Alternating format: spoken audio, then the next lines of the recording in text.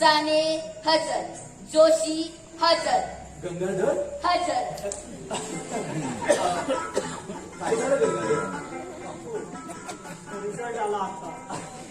Number किती आला तुमचा? पेपरात माझा नंबरच नाहीये.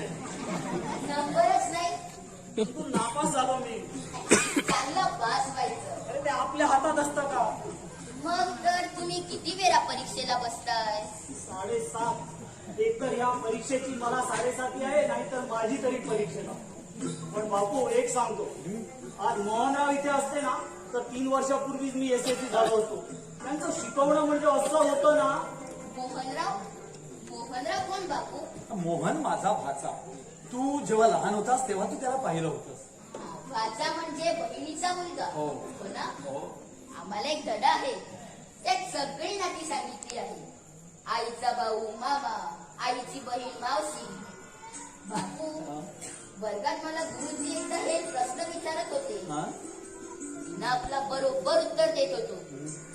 त्यात तो महीपती काय म्हणाला माहित आहे? काय म्हणाला? तो म्हणाला, तुला आईच नाहीये.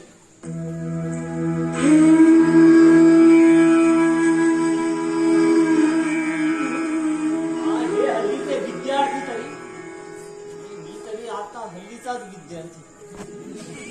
महीपतीचं काय चुकलं हो बापू?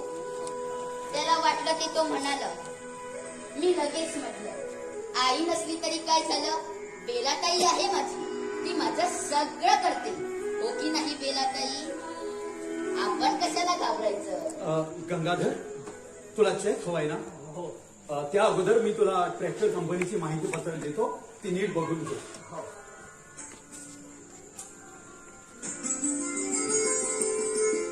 काय बोलतो, येणार का मुंबईला?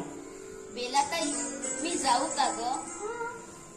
बेलाताई नाही म्हणते आणि मला देखील नाहीच जायचं. मुंबईला काय आहे? अरे तुझी आई आहे ना तिकडे. बापूंनी परवानगी दिली तर आम्ही ताबडतोब तिचा पत्ता शोधून काढू. पण मी नाही म्हटलं ना. का रे, तुला कधी आठवण येत नाही तिची? आहा, बेलाताईला विचारा. तुम्हाला येते तिची आठवण? बंधू, ही बाटलीतली फुलं पाहिलीस? ही तुझ्या आईनं भरली होती त्या इथं नवीन आल्या तेव्हा. ही फुलं पाहिली की मला ताबडतोब तुझ्या आईची आठवण येते. कशी, तशीच्या तशी छान आहे ती फुलं.